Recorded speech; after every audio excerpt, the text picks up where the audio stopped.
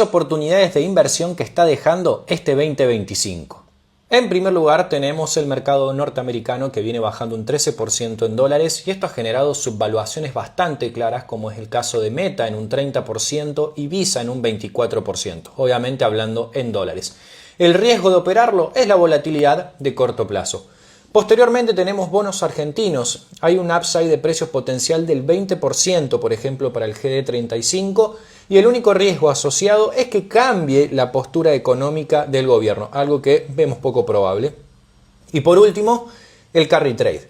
Bien, aquí hay de todo. Por ejemplo, la T15D5 en el mejor de los casos podría entregar un 46% en dólares. Hay operaciones que dan más o otras menos.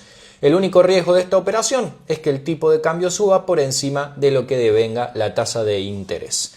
Decime, ¿estás utilizando alguna de estas tres? Te leo en los comentarios.